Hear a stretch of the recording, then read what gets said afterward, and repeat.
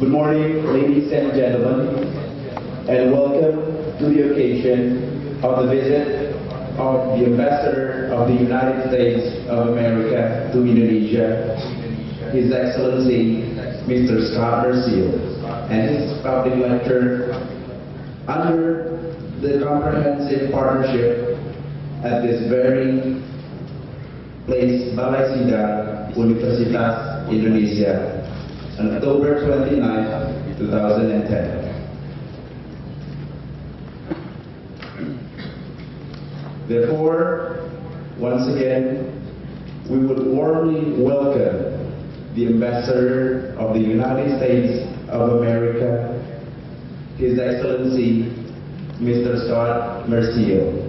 Ladies and gentlemen, Mr. Scot Marciel.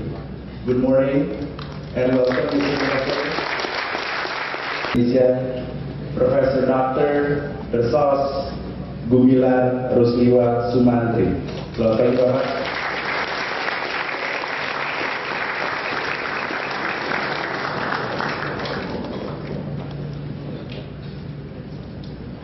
And ladies and gentlemen, besides audiences here at Balai Sidang Universitas Indonesia, this event is also participated via teleconference by several other universities in Indonesia.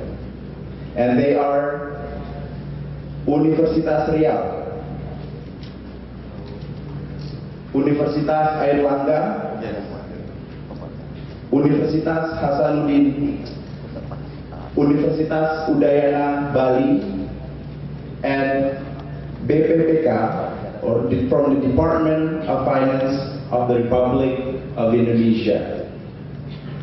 Okay, Universitas Riau, good morning, and how are you? Universitas Airlangga, good morning, and how are you? Can you hear us clearly from there?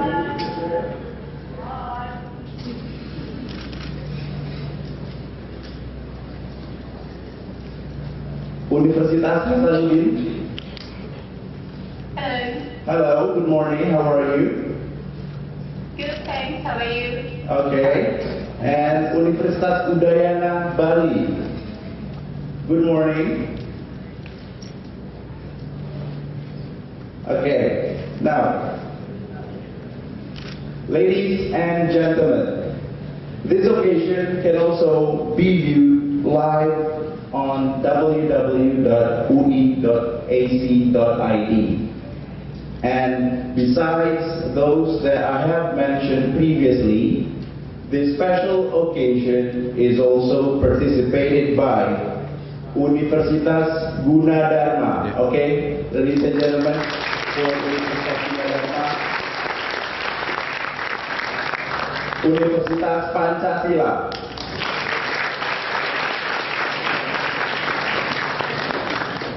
Universitas Trisakti,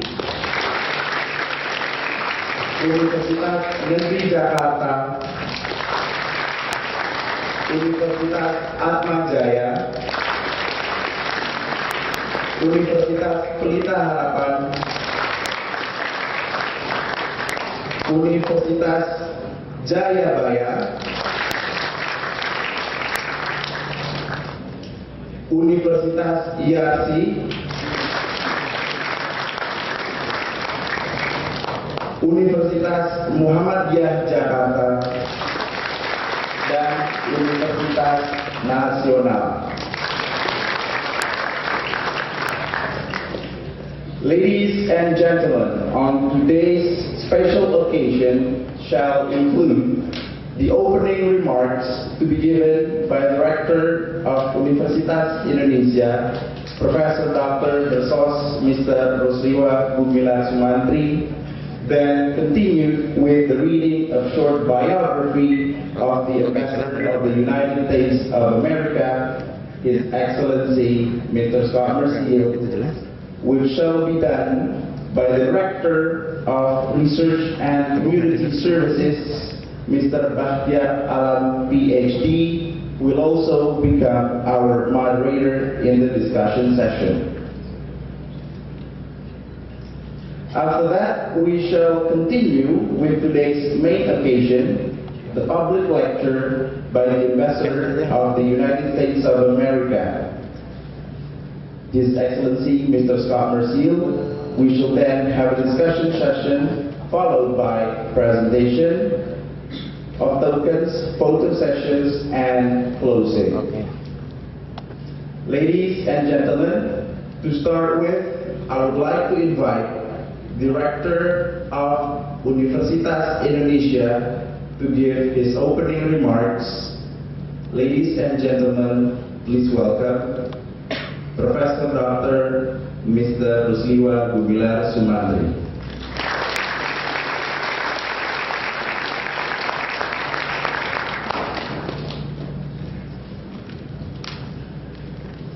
Ladies and gentlemen, selamat pagi. Assalamualaikum warahmatullahi wabarakatuh. Let me invite you to join me to do a silent moment for the victims of tsunami in Mentawai Islands and also Merapi, let's say eruption of the Merapi in Yogyakarta. So let me start with the silent moment. Thank you. Your Excellency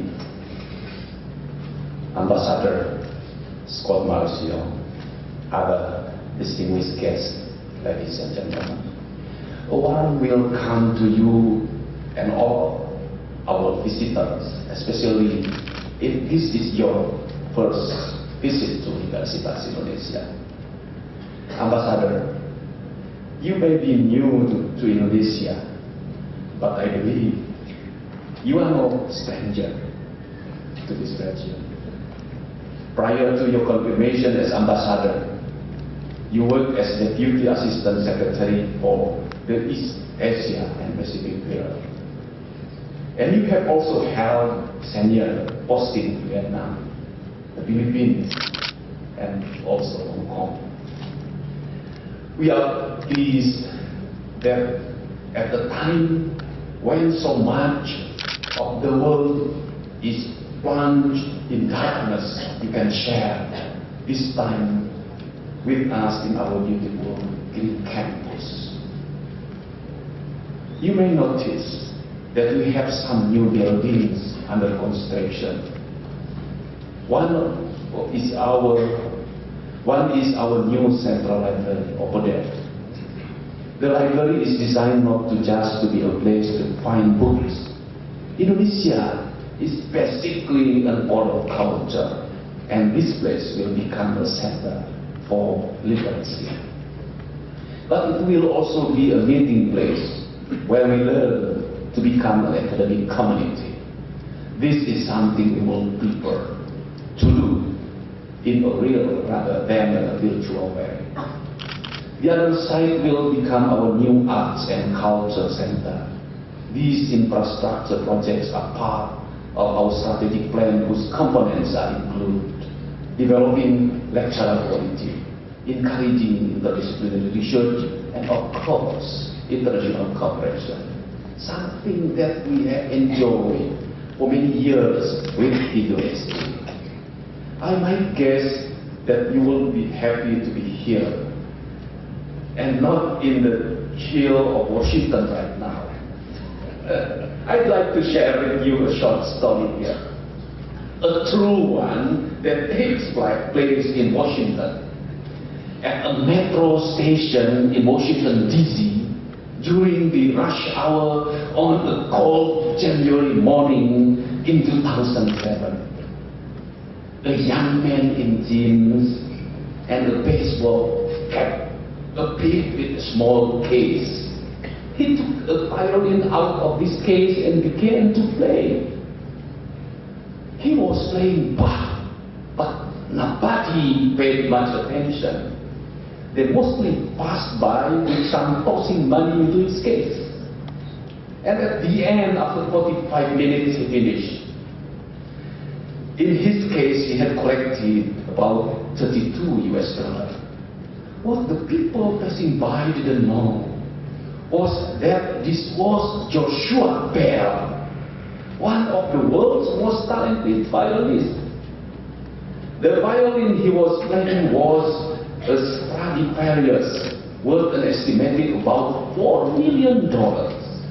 A few nights earlier, he had played the same Bach pieces with his violin too to an appreciative audience in Boston. The tickets averaged $100 each. Joshua was playing incognito in the metro. He was taking part in an experiment devised by the Washington Post to see whether people appreciate great art in an unlikely place. But the people in the subway didn't know this. You can analyze this story, draw implications about human behavior. For example, it is not remarkable that busy people on their way to work won't stop. However, you can also see the story as an inspirational, as the kind of metaphor for unseen potential, as a call to open up our perceptiveness, to look for something amazing in the good day. This something amazing can be in others or in ourselves. I like to think that it can be a metaphor for a new, dazzling beginning in the long-standing relationship between the US and Indonesia. I might also say that we have not missed the fact that your visit with us today, Mr. Ambassador, is a most special occasion, and one that we will remember. Universitas Indonesia right now has an ongoing commitment to establish productive cooperation agreement with partner institutions overseas that will result in higher quality education, valuable interdisciplinary research, and in a better understanding between our countries. We already have research centers working with US institutions on areas such as good governance, human rights, climate change, and anti-terrorism. Among the universities that have agreement with Washington University in St. Louis, Cornell University, Ohio University, California Technology, Stanford, etc. We are mindful of all of the goodwill you in the US government have shown over the years. Now we look to the possibility of creating a new vision of our future partnership, one within the wider context of even better relations between our two countries. Ambassador Marciel, I believe that you have come to Indonesia at the most opportune time, a time when Indonesia is poised to step confidently on to this world stage, and where the name Indonesia is no longer associated with the world's corruption, and we hope in the future with disaster, but with the words, of course, strong democracy, freedom of the press, robust economy, unrivaled diversity, creativity, modernity, sense of tradition, tolerance, ethics, and of course, beautiful environment. Through education, and more importantly, through partnering with you in education, we can make it happen. As you take on the responsibility of your position, I hope that you will feel welcome. As you crisscross the country to see events on the ground, you will have a hugely privileged opportunity to experience firsthand the dazzling diversity and complexity of this idea called Indonesia. We hope that President Barack Obama will also be able to return here, to where he has such a strong ties. I wish you the best in your duties in Indonesia, and very much hope that the work you do will bring you and your great nation honor and success. The story of Joshua teaches us that value lies in what we think things are, not merely in what they appear to be. Excellency, let us seize this opportunity to imagine a new amazing era of partnership in education. All we have to do is one thing. The rest is just detail. I'm sure everyone now eager to hear your talk. Thank you very much.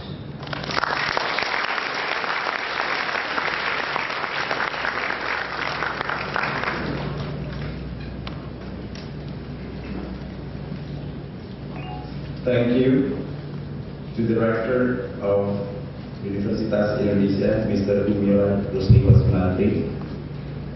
And ladies and gentlemen, for the next, I would like to invite the Director of Research and Community Services, Mr. Bahtiar Alam, PhD, to read a short biography of the Ambassador of the United States, His Excellency, Mr. Scot Marciel. Mr. Bahtiar. Thank you very much, and very good morning to all of you, Mr. Ambassador, Dr. Gumilar. I guess the illustrious career of Mr. Ambassador Marciel has been summarized by Dr. Gumilar. So let me just add a few more information about your personal background, if you don't mind. Ambassador Marciel grew up in Fremont, California, so I can assume that you are California native. And he's a graduate of University of California at Davis. For those of you who are not familiar with the University of California, Davis, it's a very, very beautiful university campus in a small town. Also a very beautiful small town located in Northern California. I happened to be there. That was the very first university that I visited as a Fulbright grantee before moving on to harsh winter in Cambridge. And he is also a graduate of the Fletcher School of Law and Diplomacy. Yeah? And let me also tell you that this is absolutely one of the best schools of diplomacy and law in the US.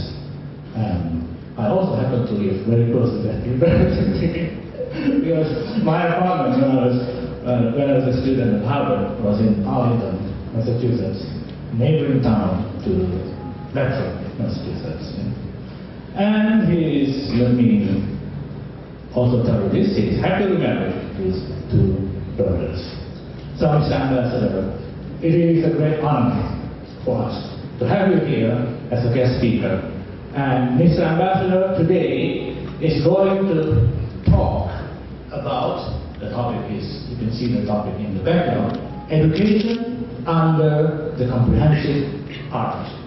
So ladies and gentlemen, without further ado, here's Ambassador Marciel.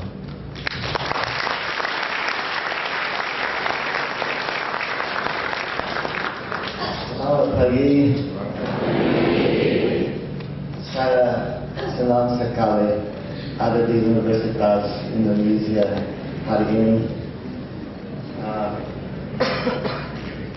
Saya mau bicara tentang pendidikan,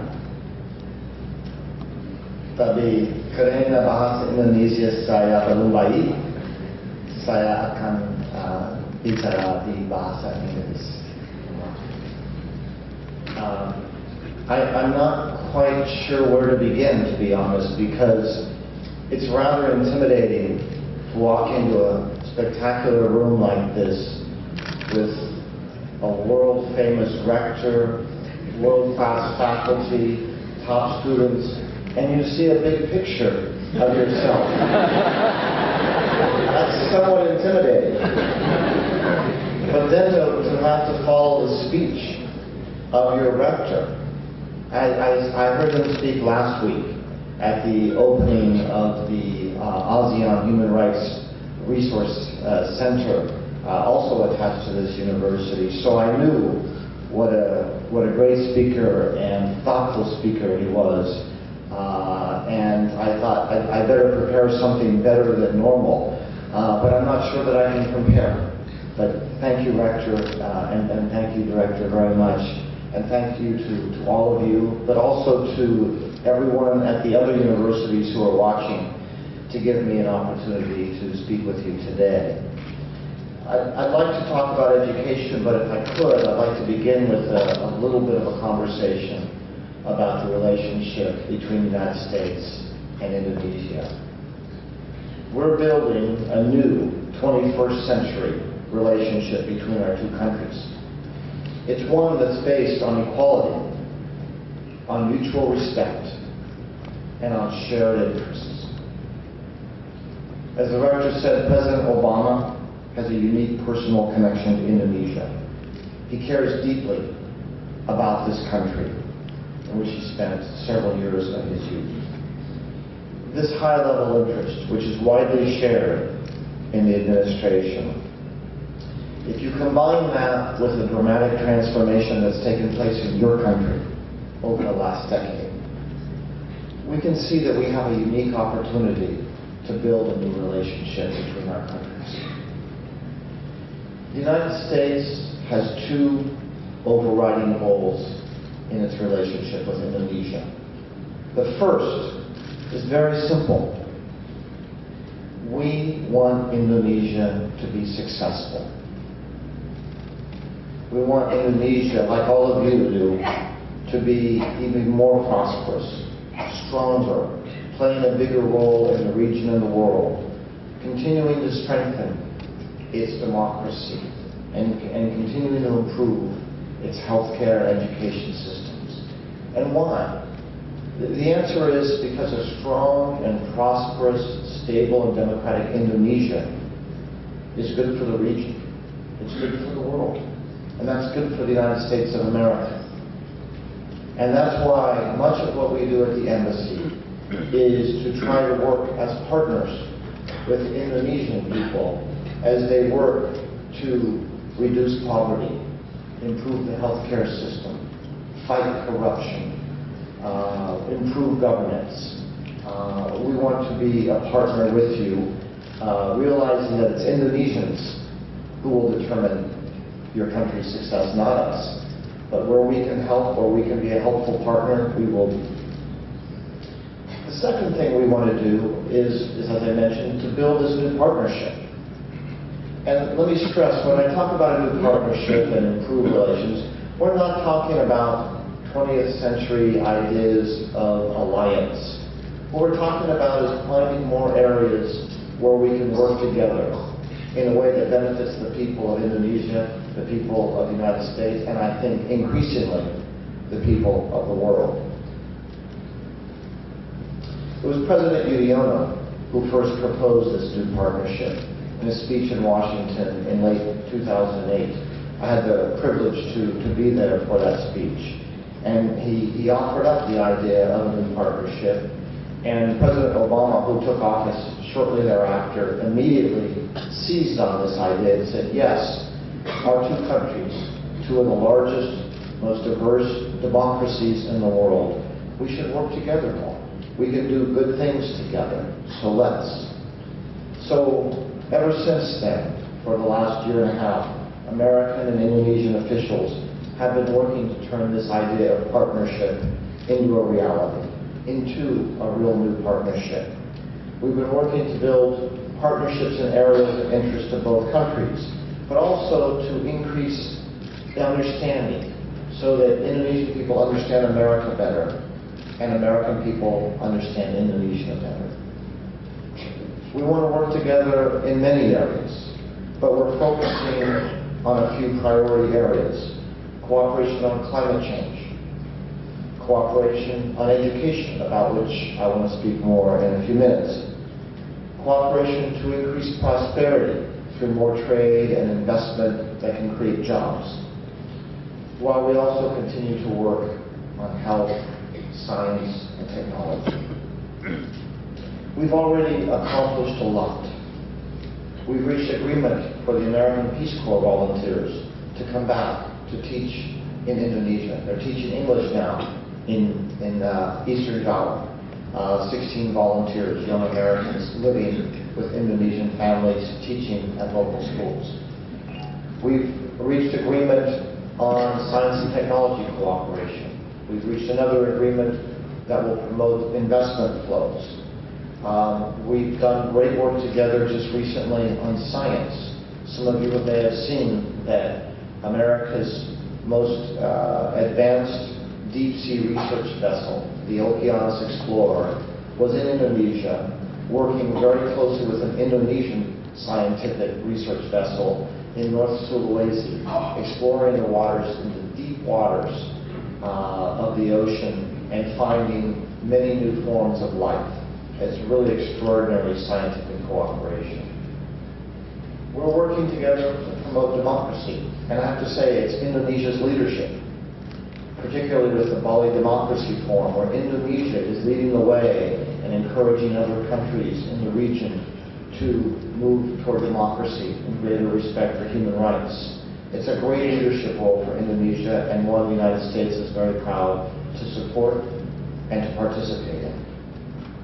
We have established a joint commission, which is co-chaired by Foreign Minister Marty Natalegawa and Secretary of State Hillary Clinton, to ensure that we're doing all we can to build partnerships, not only between governments, but between businesses, between civil society, and, I have to stress, between universities. The first meeting of that partnership took place last month in Washington. I was able to participate in it. There were a lot of great ideas on cooperation, especially in the education area. But they also talked about how we can work together to solve some of the world's problems. Climate change, the various wars that still trouble us around the world, how we can work together in the G20, where Indonesia plays a very important role and a very positive role to make sure that the world economy continues to grow. They also talked about our history, our shared history of diversity and tolerance, and how we're very proud of our history, and yet we both have to keep working to ensure that small minorities of intolerant people in both of our countries do not change, are not able to change our proud tradition of tolerance and respect. I agree with the rector. We have a rare opportunity to really build a new and stronger relationship based on respect, equality, and on better understanding amongst our people. And I'm delighted to say that to help us in this effort, President Barack Obama will be visiting Jakarta the week after next. And we're very excited about this. He's extraordinarily excited about it. He deeply regretted having been postponed before because of disasters a disaster in the United States and some problems we have. But he will be here the week after next, and it's going to be, I think, an extraordinary event. And he plans to give a major speech in Jakarta that I think will be of great interest. Let me now turn briefly to education, which we want to make a pillar of the new partnership. And education cooperation between countries is important for two reasons. One is the obvious. If students and faculty from each of our countries have the opportunity to study abroad, it's good for them. They learn more. It's a great life experience. But there's another reason that I think is equally important. There's no way of increasing mutual understanding better than having Indonesians go and live in the United States and Americans come and live here. So it's hugely beneficial for us to promote more exchanges among students and among faculties, but also to promote more partnerships between our universities. Unfortunately, over the last 10 years, we've seen the number of Indonesian students studying in the United States fall sharply, and the number of American students studying in Indonesia also fall sharply. We have to reverse that, and we will reverse that. We plan to double the number of American students coming to study in Indonesia, and also double the number of Indonesian students studying in the United States at higher education levels. The United States will invest $165 million over the next 5 years to promote more student exchanges and more university partnerships, to increase money for Fulbright scholarships, for English teaching, and a community college initiative, which is a program that allows Indonesian students to go and study at our 2-year community colleges, which is a great way of getting access to American universities. And I have to say, I am also a graduate of an American community college, because it is a state secret, but I will reveal it here. My grades in high school were not very good. And I could not get into a good university. So fortunately, in our country, we have these amazing community colleges, and they would even accept people like me, and give me a very good college education for 2 years, which then enabled me to transfer to a university once I had proven myself and learned how to be a good student. So it's a great area and an opportunity for students to look at. We are working very hard through U.S. Agency for International Development to increase university partnerships, and I know the University of Indonesia is working with American universities to find ways to collaborate, and we certainly want to encourage that. We'll also support strong ties between our civil society groups as another way, complementary way, of increasing mutual understanding. But we're really going to focus on education. Now, I will conclude with a very blatant advertisement for American universities. You're already studying in a wonderful university here, I should say wonderful universities. But for those of you who are thinking of continuing your studies, or who know people who would like to, the United States, I have to say, is a great place to go to university for undergraduate or graduate studies. I've heard a lot here that, it's very hard to go to American universities. Well, my oldest daughter is 17. She's here with me in Jakarta. And she's applying to universities. So I'm seeing firsthand that it is a lot of work. But there's more than 7,000 American schools, universities, colleges. There's one for everybody. I think even one for my daughter. And there's lots of choices. So you can get into American universities. And I've also heard that it's really hard to get a visa. I've asked that question of my own staff, and we are giving the overwhelming majority of Indonesian students who apply for student visas to go study in the United States receive them with no problem. Something like 90%. So I think there was a period, to be honest, after September 11th, 2001, where it did get more difficult, and we have a perception problem. But the fact is, if you have been accepted to a credible American university or college, you should have no problem getting a visa. Okay, I will end my shameless advertising for American universities there. And let me close, if I could, with one more comment. The rector referred to the very tragic twin tragedies that have happened in Indonesia this week. One, the tsunami that hit Mentawai Islands after the earthquake, and then the continuing slow eruption of Mount Merapi, which has also caused some deaths and displaced a number of people.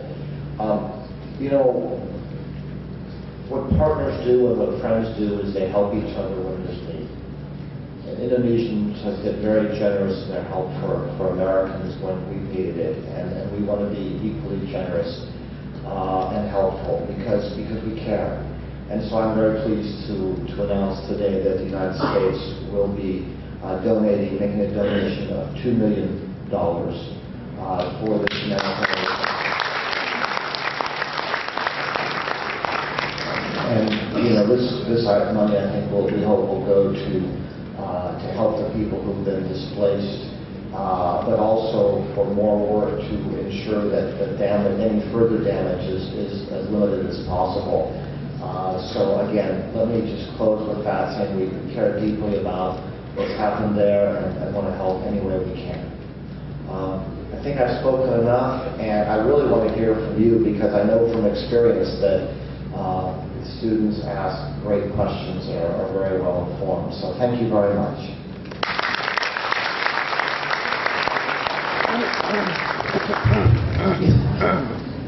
Thank you very much, Mr. Ambassador, for your very inspiring talk about cooperation between Indonesia and U.S. that is going on right now, especially about the better prospect of Indonesian students going to study in the U.S.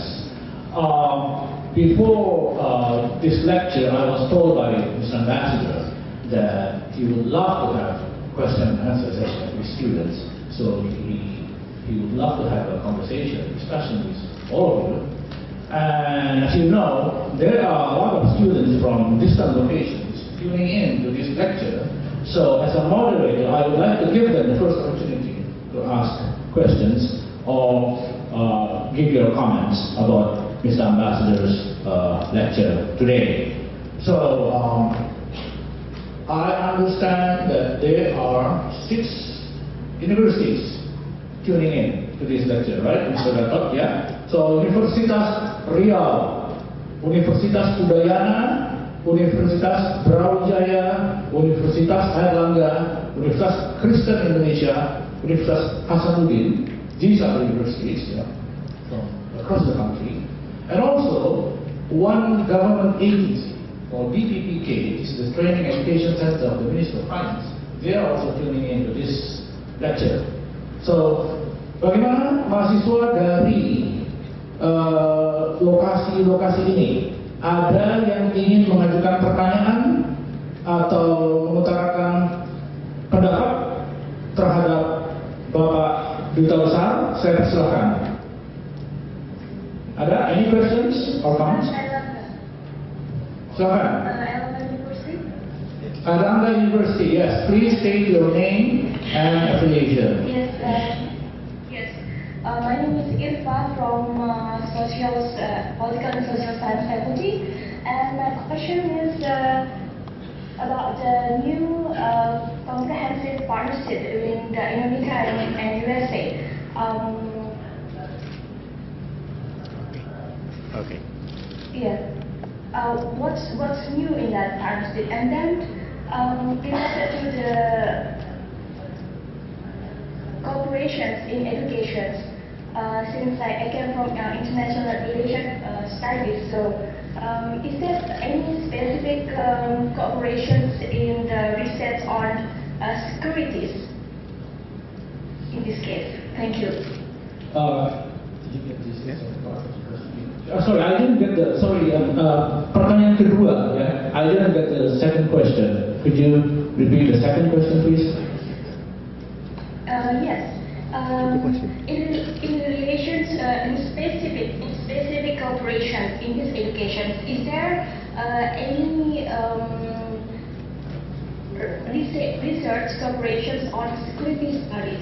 Or security studies? Or is there any new, for example, new institutions put together for that research? Thank you very much. So that's the question from Universitas Airlangga, Surabaya. The first one is about what's new, right? Okay. What's new in the comprehensive partnership? Let me answer that in a couple of ways. The way I look at the comprehensive partnership is, relations between countries. There's sort of the formal structure where you hear about treaties and agreements, but what really makes relationships work between countries is the same thing that makes relationships work between people, and that's communication. And in my experience, the United States and Indonesia for years have had good, friendly relations, but our officials, our senior officials, our mid-level officials in various areas have not really had the habit of consulting and collaborating with each other as much as we do, frankly, with some other countries. And so part of what we're trying to do is use the strong support from both of our presidents to create new habits where our bureaucrats, our officials get into the habit of working with each other. So, for example, Indonesia and the United States are both very active on international climate change negotiations. So what we've created with this partnership is that now our climate change negotiator regularly reaches out and consults and exchanges ideas with his Indonesian counterpart. That didn't happen before. Similarly, in the G20 context, our financial officials working together. We're trying to do that with now our education officials in universities working together more. We've set up a couple of programs where our senior State Department and chemical officials now meet regularly to talk about problems facing the region and the world. So it sounds a little bit simplistic, but it's very important, just creating these new habits. On the second question, we are working to facilitate partnerships between universities, but it's really up to the universities to decide what they want to partner in. So if an American and Indonesian university wanted to partner together, for example, in the security field, that would be great. But the governments are not deciding which of the areas to partner in. Thank you. Thank you very much, Mr. Ambassador. So basically, the area of cooperation with universities depending on the universities themselves. All right. So let me ask the audience here, University of Indonesia. Any questions or comments from here? Please raise your hand. Yes, here in the middle. Yes, the lady in the middle. Microphone. Yes. Please state your name and affiliation. Good morning, Mr. Ambassador. It is very nice of you to give speech to us. And I'm Marisa from University of Indonesia, Faculty of Dentistry. And I have several questions. The first is, Don't ask him about dentistry, all right? First is, I wonder if there is like a scholarship that from UFMC, because I never ever hear about that, like a scholarship that legally from UFMC. And then second is, I wonder if there is an exchange for dentistry students to America. And then I just hope that if there is a scholarship like for our student in the university, we want to hear more publication of it. And then are we have the same curriculum here with the United States? Thank you. The first question is whether there's on scholarship, American scholarship to Indonesian students, and is whether there is scholarship for dentistry students, and whether final one, whether they have same curriculum as School of Dentistry here. Thank you for those questions. On scholarships, there are a variety of scholarships offered by the U.S. government and by the foundation that does Fulbright programs. Most scholarships to the United States are actually offered by individual universities. So when you apply to a university, that's where you would apply for the scholarship. So there are certainly some. On exchanges for dentistry students, I don't know if there's any programs that are specifically for dentistry students, but certainly there's dentistry students could be included in broad exchange programs. On the curriculum, I confess I don't know the answer to that. I just don't know. I certainly Probably you should ask the dean, Professor Bambangina, over there. Maybe know about the curriculum in America.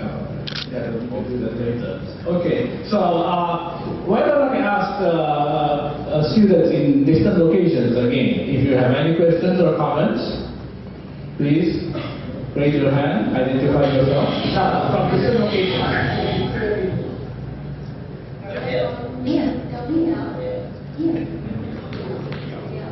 Riau, Universitas Riau ya? Yeah. Silakan. I have some question and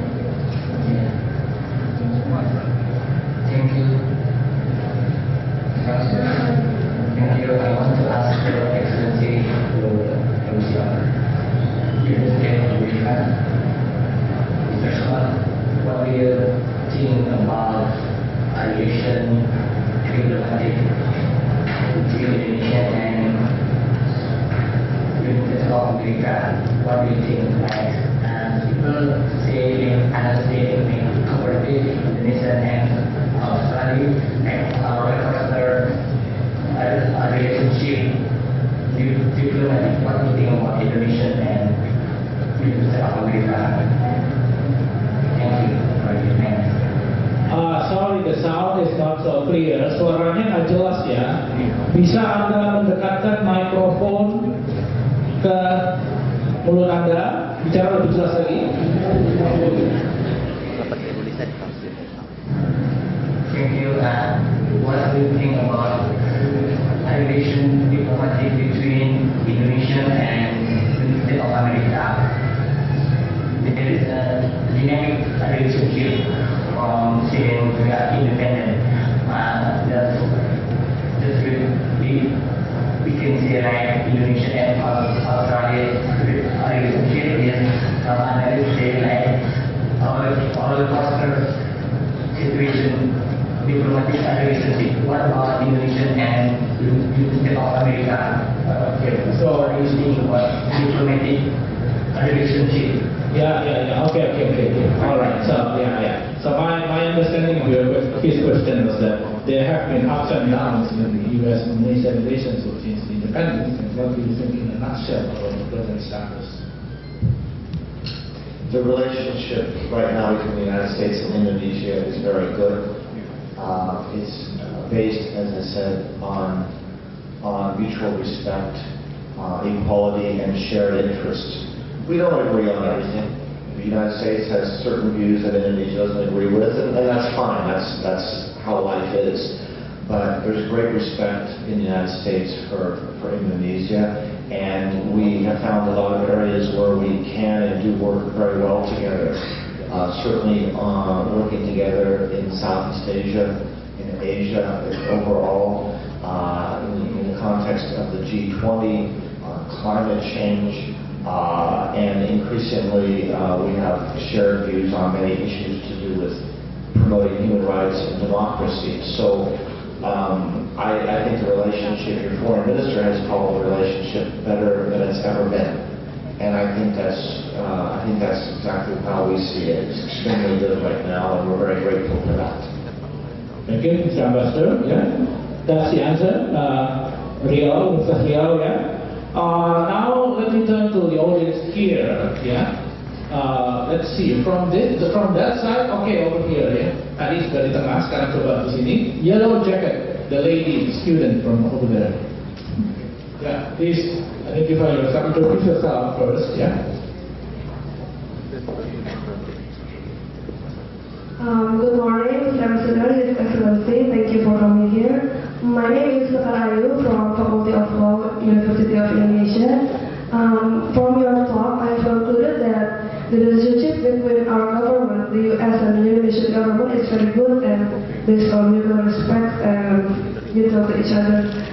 What I want to ask is if we have different cultures here in Indonesia and America, different views on ethics maybe, or about that. And I wanted to ask if different cultures is going to be an obstacle for students who want to study over there. I mean, in America, I have interest to go to US to continue my studies, but the people around me said that I mean the people over there may not be all nice or may not share the same views that we do in Indonesia here. So I just want to know if the difference in culture will be an obstacle if you want to study there or not.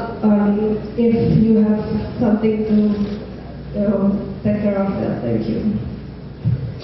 That's actually a very good question. And I have two daughters, 17 and 13 years old, and before we moved to Indonesia a few months ago, they asked me the same question, pretty much. I'm sorry to say this in this way, but they came here and they said the first time they went to one of the malls in Jakarta, they said, okay, we can live here. But seriously, you know, every country has its problems and its issues, including the United States. So I won't sit here and say everything's perfect. But I think if you talk to Indonesians who have gone to the States, have lived in the States, and I know some of your faculty have done that, I think I'm always very pleased when I talk to people who come back, because almost always their experience has been very positive. One thing about Americans, we have many faults, but America is an incredibly diverse country, and we have people from all over the world living in the United States. My youngest daughter's best friend, when we were in Virginia, was from Indonesia, just coincidentally. So I think overall the experience most people have when they go to the United States is that they find that there may be different views and cultures, but there's great acceptance and welcoming and appreciation for different cultures as well. Thank you. Thank you very much, Mr. Ambassador. Let me now again ask the audience in different locations, specific locations, so that they can all have the opportunity. Yeah, hold on. UKI, ada nggak dari UKI, Universitas Kristen Indonesia? Ada? Ada dari Universitas Kristen Indonesia? Tidak ada? Universitas Udayana, Bali, ada nggak? Any questions or comments from Universitas Udayana, Bali? Yes, one question. Yes, go ahead. I just want to know the opinion from Mr. Ambassador. What about the democracy in Indonesia so far since what reformation begins in 1998? Thank you.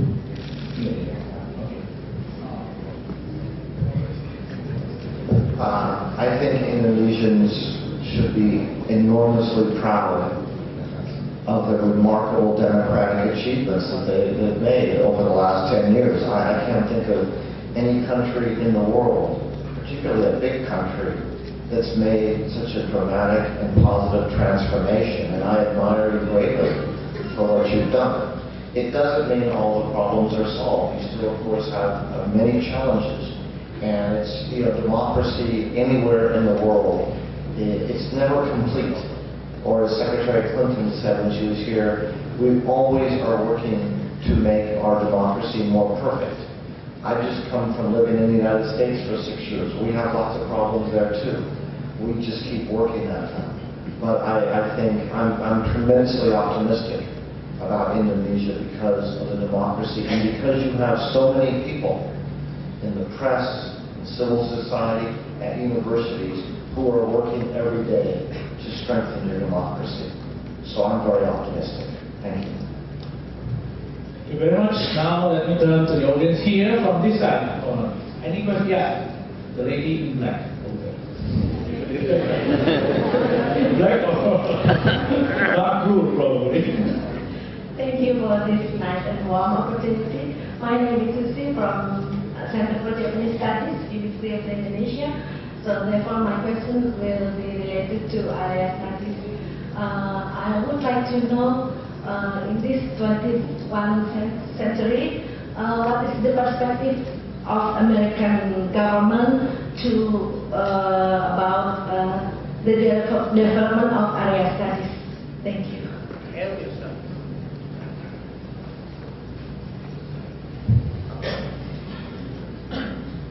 I don't think the U.S. government has a particular position on area studies, but I guess what I would say is that it's always been important, and I think today with globalization it's even more important than ever to encourage people to become expert on particular areas so that we, as the world, parts of the world meet increasingly in trade or other areas, we need people who have a deep understanding of the culture and history politics and economics of various areas. So I think it's a wonderful area to be studying in, and something that creates opportunities to contribute very much. Thank you. Thank you. So, audience at UKI, Universitas Indonesia, any questions? Tunggu ya, dari sini dulu bentar. Dari BPPK, ada pertanyaan? BPPK. Halo, ya. Silakan. Good morning, Mr. Moderator and Excellency Mr. Ambassador. First of all, I would like to introduce myself. My name is Indra from Finance Education and Training Agency under the Ministry of Finance. I would like to say thank you for this opportunity. From our side, there will be one comment and also several questions. I will start with our comment. So think about education. Actually, we have good long relation. It is, I think it's very interesting. Why? Because besides we are one of the audience coming from government institution. We also run a program that provide scholarship for the official that can be sent to USA, Europe, or other countries as a target destination. While I said before we have good long relation about we talk about education in Indonesia because starting from around 80s until at the end of 2000, we regularly send our official to United States to study in master program or doctoral program. But unfortunately, in 2001 until 2006, we stopped the program because of lack of funds.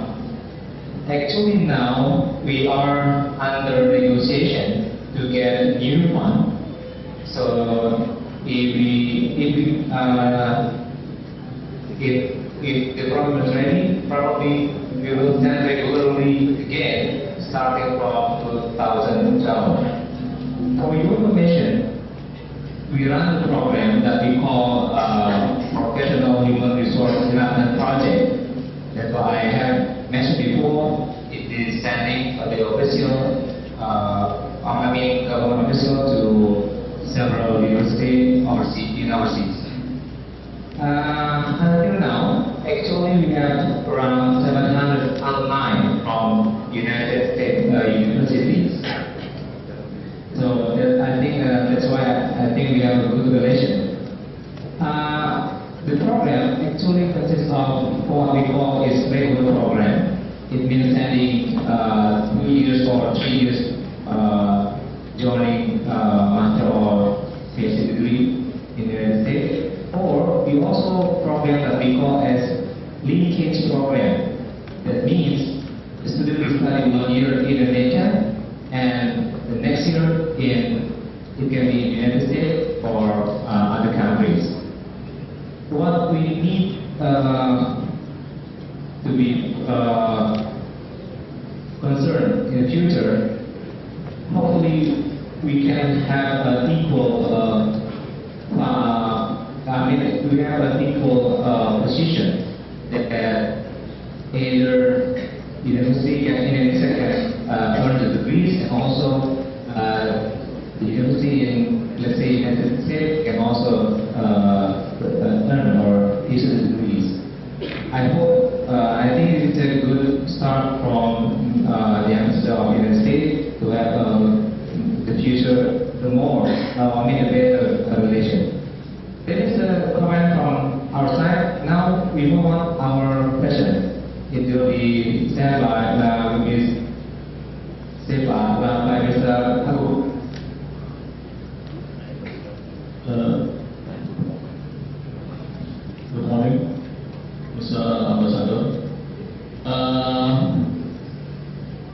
I'm from Financial Education Center, Ministry of Finance. We know that it's difficult to manage the state's budget. Many problems in managing the economics. For example, how can handle the bailout problems, and then how can we can solve the secondary mortgage, for example. I hope that we can share the problems in economics in America with our students in the Ministry of Finance. We hope that you can allocate the programs for our studying. How can you handle the problems in America? So we can have the benchmark. How can we managing the state's budget or public finance? Thank you. Only the comments on cooperation going on here. If you'd like to answer the second part of the question. Well, thank you very much. I'm delighted to hear that you'll be restarting the program of sending people to study in the United States, and we certainly, if there's anything we can do to help, we'd be delighted to. In terms of your question, if I understood it correctly on the program, of course, well, let me put it this way. Our officials are gaining a lot of experience right now in learning how to deal with very difficult budget issues. Not only at the national level, but maybe even more so at the state level. And we certainly can think about how we can learn ourselves best practices, the best ways to resolve these, and share them with you. So I will consult with my colleagues and see if we can come up with some ideas so that we can share what we learn with you. Thank you. All right, thank you. So let me ask the audience here in the middle. Yeah, let me ask a gentleman over there. All the questions so far have been women. So for the sake of gender equality, let's see. Thank you for James. My name is Jiwadamanaki from Social and Political Science Faculty. Okay. We know that the education partnership will be interaction between Western education, or in other words, Western culture and Eastern culture more effectively. This interaction, and if it helps, we know that main effects such as cultural shock in our culture and Eastern culture is decrease of it. Okay, how about your opinion about that, and what will you do to respect our culture if the Western and Eastern culture this interaction? Yes, thank you.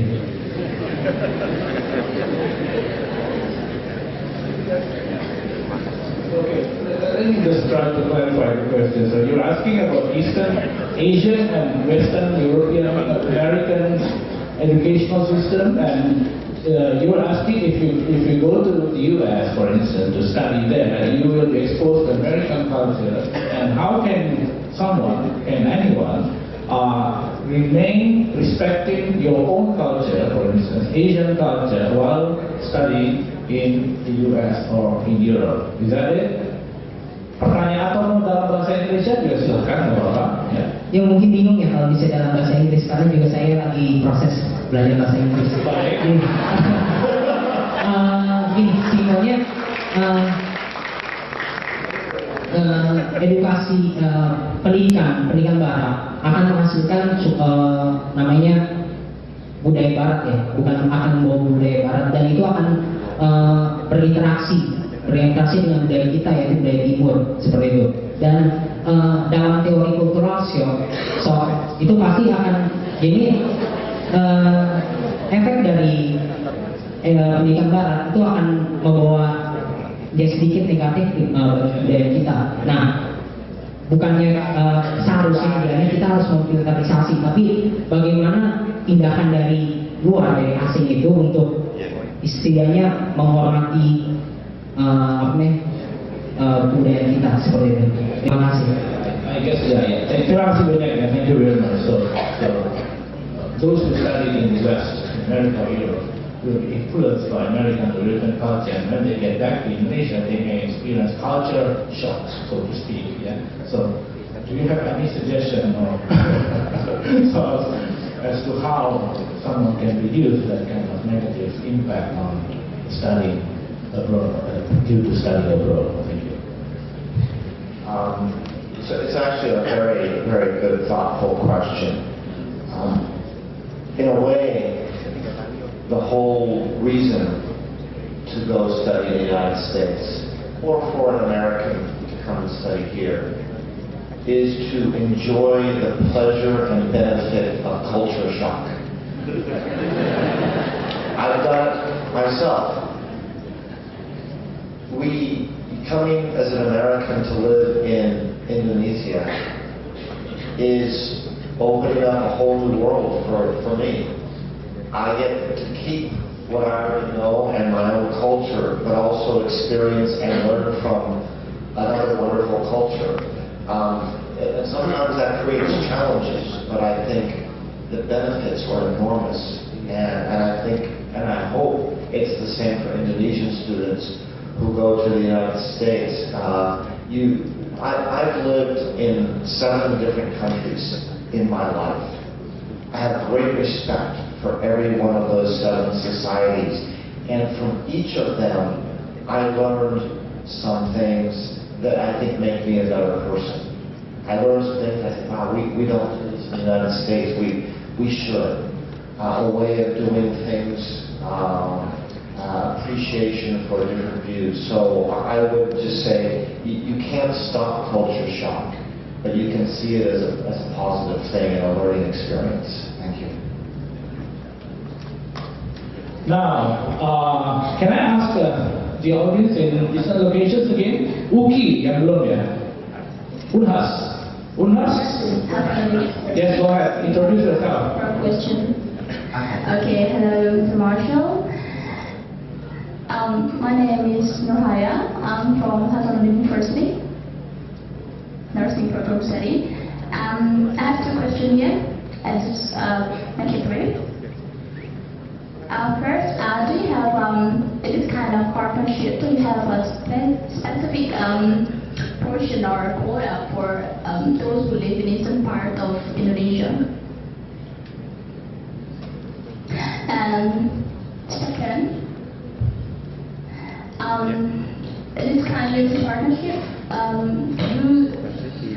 do you have like English kind of preparation and cross-cultural session for those who will study abroad, especially in the US?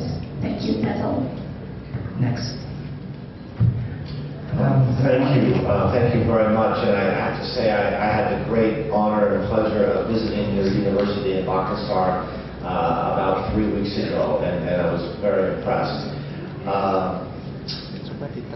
There is not a specific quota in this program for people from Eastern Indonesia, but there is a clear desire and intention from both governments to make sure that we're not only reaching out to capital cities, for example, no offense to my friends from Jakarta, but we want to have diversity and provide opportunities for people from throughout Indonesia as well as from throughout the United States. On the second question, again, each university will have different programs. Many universities that accept people may have summer programs to help them improve their English or get accustomed to living in the United States. It depends on the university. But what we're trying to do is increase and improve our own English language training programs here so that people who are looking to study in the United States have those opportunities before they go to the United States. Thank you. Thank you, Mr. Ambassador. We have had questions from every... Hold on, Halo? Oh, Unhas ya? Tadi bukan Unhas tadi. Oh, tanya lagi? Masih ada satu. Masih ada satu? Oke, silakan. One more. Thank you. Good morning, Mr. Ambassador. Okay, it is an honor to me to speak directly with you, Mr. Ambassador. I would like to introduce myself. I'm Muhammad Junaid. My background is agriculture lecturer. So far, we are member in World Cocoa Foundation.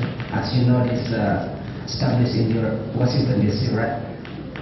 And talking about climate change, agriculture sector should really contribute higher for the climate change. And eastern part of Indonesia, in especially cocoa sector, produce highly and export to your country, right? I think the problem is how you see this program, and can you make it a policy to enlarge this program? Because so far we have not thought so much about the program. Even cocoa from Indonesia export in your country so much. And we are really welcome to you if you have any policy for that. Thank you so much. Maaf Pak, bisa diulangi sekali lagi pertanyaannya? Oke. Mohon maaf, suaranya kurang jelas. Bahasa Indonesia juga boleh?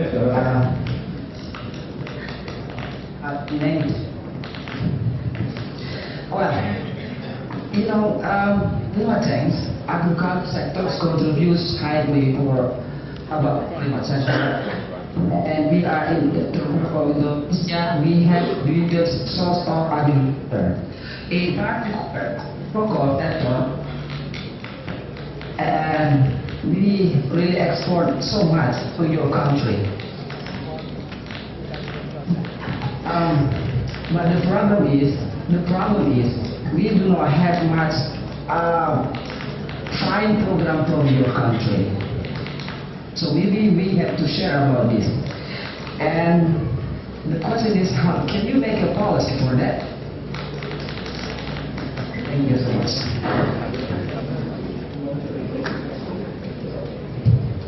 Thank you very much.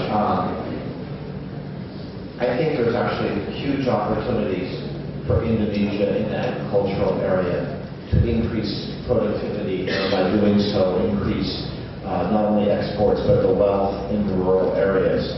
We have several programs, including in Sulawesi, to try to help farmers increase productivity and get their products to the market. We're doing some of that also in other parts of Indonesia, and it's something that's very useful. I think there's opportunities also to improve the technology in agriculture. We recently had a conference here talking about improved technology. But frankly, the best way to help is for progress and to improve the business climate here so that there is more investment in agriculture. I think there's tremendous opportunities if the business climate were to improve, and that's the single best way to help and improve people's lives. Thank you. So we have that question from every location tuning into this lecture forum. I want to give Mr. Ambassador an opportunity to ask any questions that you like. Yeah, you can ask our students here or in distant locations. Yeah, if you have anything that you want to know about our student life or our culture or whatever, if you have anything.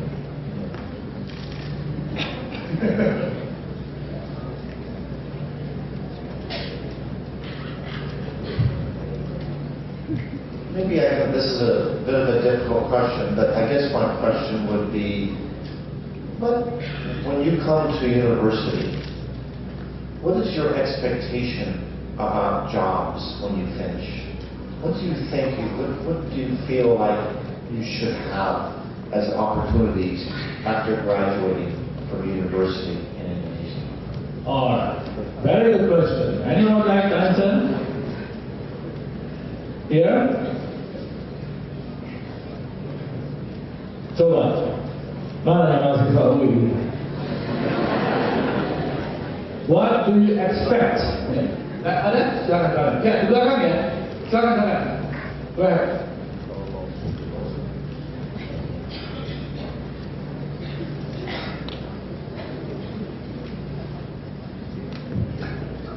Good morning, everyone. Good morning, Mr. Ambassador. My name is Aliza, and I am from the Faculty of Social and Political Science. Well, first of all, in here as a freshman, I am here as a freshman in the University of Indonesia, and great expectations, great desires for me, especially, to be studying abroad, and also to pursue my dreams in just as in my I major in communications, and I really love to to get in other cultures and to expand my knowledge in communication all over the world if that's possible, and to get many more experience and give, and not only just for myself, but also for my country, especially for my country here. We're developing in many aspects of economy, social, political, and it will be a great way to make Indonesia a better country than it was before. Thank you. Wow, thank you very much. Thank you. That's a very impressive answer.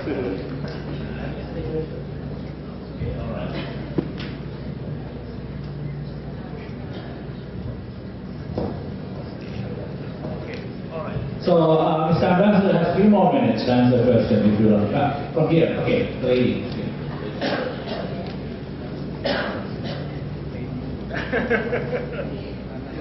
Thank you, Mr. Moderator, for finally entertaining my question. And good morning to Mr. Scot Marciel. My name is Ria, and I'm from Faculty of Social and Political Science. I basically have 2 general questions.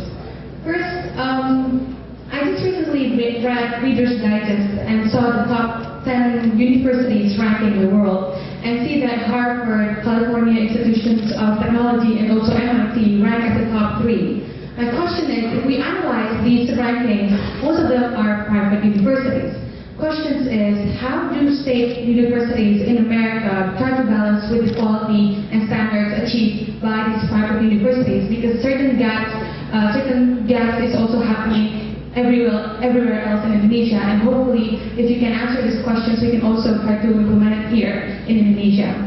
And the second question would be, I would like to know how United States education policy positions tertiary education, because the last administration, under the administration of President Bush, that's what I heard on the program of No Child Left Behind policies, it only creates standards throughout high school students. Now my question is, does under the new government of President Barack Obama's administration, does this kind of policy change? Does tertiary education have a greater position? And if so, how do you maintain that? Because we also have situations in Indonesia where we only prioritize wajib belajar, and we have not prioritized tertiary education, while we see the demand for these kind of degrees is also important. Thank you very much.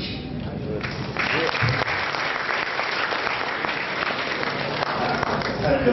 Those are also very good questions, and I have to say difficult questions, as I'm not an expert on education. But what I would say is, if you look at university rankings, and of course, these are always somewhat subjective, because you can argue about, is this university really better than that one? But I think if you look at most of the rankings in the United States, there are a number of public universities that rank very high in the United States. University of Texas, University of Michigan, University of Virginia, some of the University of California, and so on. Also, Berkeley rank very high. So I think that the way they try to balance is actually quite similar to the private universities. It's just their funding source is different, of course, because they're getting more money from the state. But I think we have a very good balance, and they're very good public schools that, in my view, are equally good to the best private schools. On the second question, most of the policy focus in the United States over the last 10 years in education has been focused on primary and secondary, largely because that's where we think we need the most work. Our university system is quite good. It's not perfect. It's quite good. And we have more problems at the primary and secondary level where scores in math and science particularly are not as high as they should be. So that's been the focus. But there is a growing debate in the United States about the need to not just be too relaxed about the quality of our university system. And so I think in the coming years you're going to see more and more focus on making sure that our universities are constantly improving. But I don't see a dramatic change under this administration. It's still focused mostly on primary, secondary. Thank you. Thank you very much, Mr. Ambassador. One more question here in the middle with the glasses. Yeah.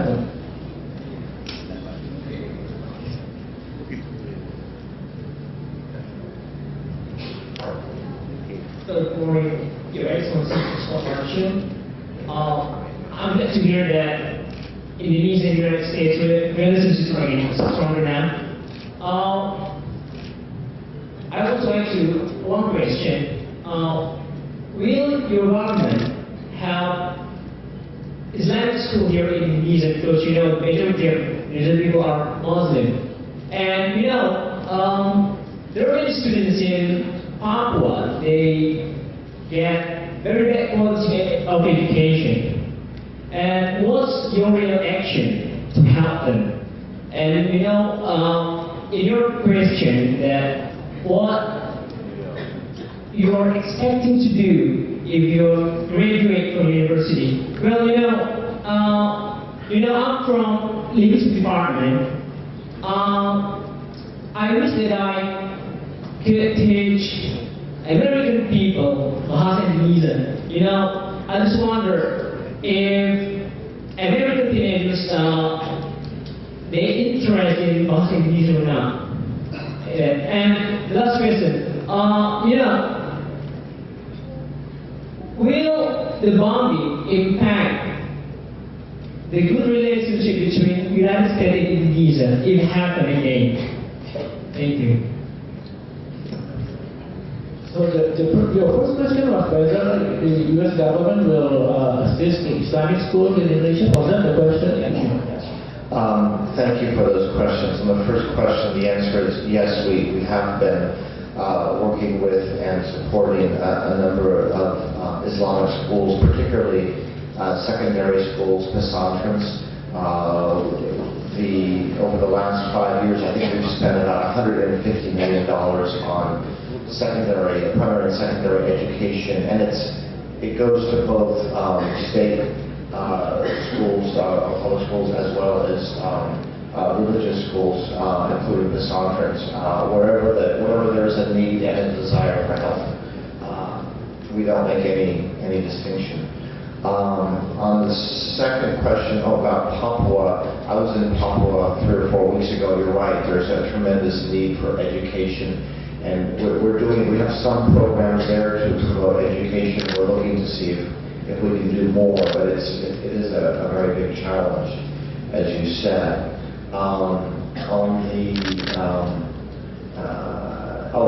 American teenagers interested in Bahasa Indonesia. You know, if my 2 teenagers are any indication, I have a little bit of a hard time getting them interested in things that aren't on Facebook. But my eldest daughter is studying Indonesian here. I think, frankly, it would be mostly limited to people who hope to come and study here. Because most Americans are going to study Spanish because it's so widely spoken in our country, or increasingly Chinese. demand for Indonesia, but I hope that will change. On the last question, if there's bombings or terrorist attacks, no, it does not affect the relationship between our countries. Because, unfortunately, in these days, terrorists can strike anywhere. They can strike in Indonesia, the United States, and we can't let them change what we do. Thank you. Thank you, Mr. Ambassador. You have answered so many questions, but so kindly, so patiently. So I guess we have used up all the time allocated for this question and answer session. We still have 1 more minute, and let me give my own comments to what has been going on this morning as an anthropologist, as a scholar, and as a faculty member of this university, and especially as someone who is fortunate enough to have been able to study in the US for 7 years. As Mr. Ambassador has explained so vividly, so clearly, United States and America, 2 big countries, 2 big nations. They are so different in terms of their cultural background, historical background, economic development, and so forth. However, for me as an anthropologist, we have one thing in common. One thing that is so important to both of us. I can clearly tell you this here. That is our profound respect for diversity. In the US, they say, the phrase, in the US, the Latin phrase, kalimat Latinnya, frasenya, pluribus unum. Plural, but one. Here in Indonesia, we say, Bhinneka Tunggal Ika, Sanskrit / Japanese. Different unity in diversity, unity in differences. Yeah? However, especially after 9/11, 2001, we have been increasingly aware that diversity is not free. Freedom is not free. Diversity has to be maintained. We have to make an effort to maintain diversity, to maintain harmonious relationship within diversity. And I guess that is one of the areas that America and Indonesia can hand in hand work together. Yeah? We know there are people in certain parts of Jakarta who are against building churches. Yeah? There are people in New York who are against building mosques there in Depok. Yeah? But most of us are for diversity, for harmonious unity of these different peoples. And today's lecture by Ambassador Marciel was extremely encouraging in convincing us that we share this very same value.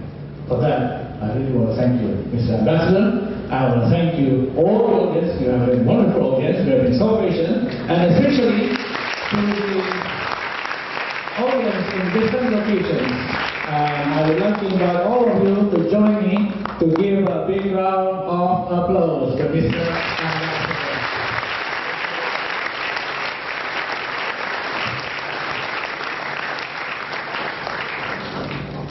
Thank you very much, Mr. Marciel. Ladies and gentlemen, that was our today's main event, public lecture and discussion with the Ambassador of the United States of America, His Excellency Mr. Scot Marciel, which topic was education under the comprehensive partnership. Thank you, Mr. Ambassador, for the lecture and the discussion. And has also been sung by Mr. Bakhtiar, that America and Indonesia are 2 nations of great diversity. In order to increase better understanding, we need to develop partnership. And education is one of the pillars, has been playing important and significant roles.